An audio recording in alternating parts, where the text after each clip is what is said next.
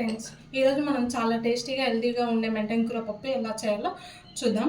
తక్కువ పదార్థాలను ఇంట్లోనే సింపుల్గా చేసే ఈ పప్పు అన్నంలో చాలా రుచిగా ఉంటుంది. స్టెప్ బై స్టెప్గా చూపిస్తాను కాబట్టి వీడియోని చివరి వరకు చూడండి. ముందుగా మెంటెన్ కూర పప్పుకు కావాల్సిన ఇంగ్రీడియంట్స్: మెంటెన్ కూర 1 కట్ట, కందిపప్పు 1 కప్, ఆనియన్ 1, టమాటో 2, పచ్చిమిర్చి ఒక 10 to 15, పసుపు 1/2 టీ స్పూన్, ఉప్పు తగినంత, నూనె ఒక 2 టేబుల్ స్పూన్ తీసుకోండి. అండ్ తాలింపుకు కావాల్సినవి నేను అన్నీ ఒకటే దానిలో తీసుకున్నా. ఒక 1/2 టేబుల్ స్పూన్ ఆవాలు, 1/2 టేబుల్ స్పూన్ జీలకర్ర, శనగపప్పు 1/2 టేబుల్ స్పూన్, మినుములు 1/2 టేబుల్ స్పూన్, ఇంకా ఎండుమిర్చి కూడా తీసుకోవచ్చు మీరు. ఇంతే ఫ్రెండ్స్. నెక్స్ట్ పప్పు ఎలా చేయాలో నేను చూపిస్తాను, పదండి. పప్పు ఎలా చేయాలో ఇప్పుడు చూద్దాం రండి. ముందుగా కందిపప్పును బాగా కడిగి స్టవ్ మీద పెట్టేయాలండి. ఎందుకంటే ఒక 10 minutes పప్పు అనేది బాగా ఉడకాలి. నేను లెంతీగా అయిపోతుంది టాపిక్, అందుకే సింపుల్గా చెప్పేస్తున్నాను.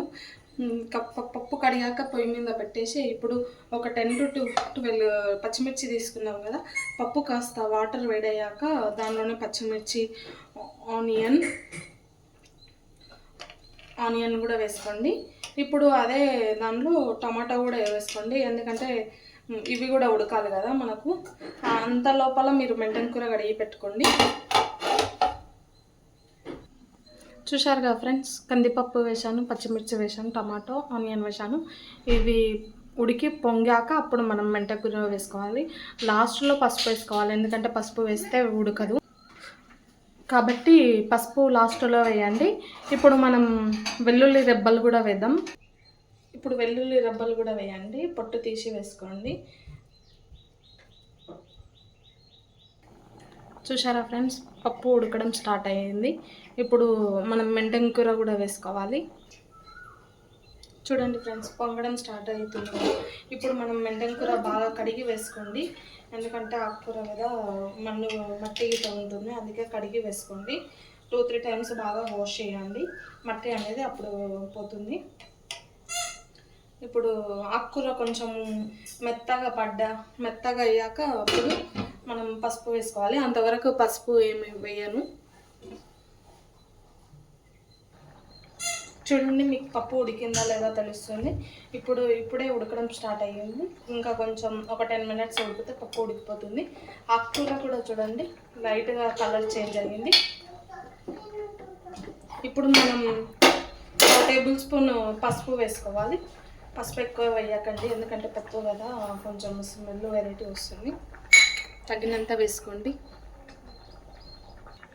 చూడండి పప్పు అనేది ఎలా ఉడుకుతుందో మీరు ఒకసారి చూడండి. పప్పు అనేది పర్ఫెక్ట్గా ఉడుకుతుంది. ఒక 2 minutes అయితే మనకు పప్పు రెడీ అవుతుంది.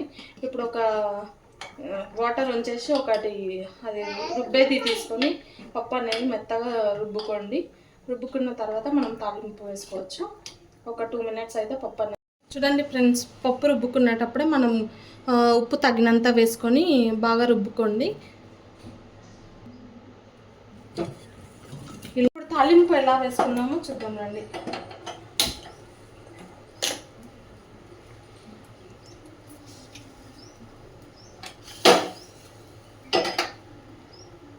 ఒక 2 టేబుల్ స్పూన్ ఆయిల్, దాంట్లోనే జీలకర్ర, ఆవాలు, శనగపప్పు, కొంచెం మినుములు వేసుకోండి. ఆయిల్ వేడయ్యాక ఇప్పుడు వెల్లుల్లి రెబ్బలు కూడా వేసుకోండి. అంతే ఫ్రెండ్స్, ఇప్పుడు తాలింపును పప్పులో వేసేయండి. ఎంతో ఈజీ రుచికరమైన పప్పు రెడీ అయిపోయింది. ఈ వీడియో మీకు నచ్చితే లైక్ చేయండి, షేర్ చేయండి. ఇంకా ఇలాంటి ఈజీ రెసిపీస్ కావాలంటే మన ఛానల్ని సబ్స్క్రైబ్ చేయండి. Thank you friends.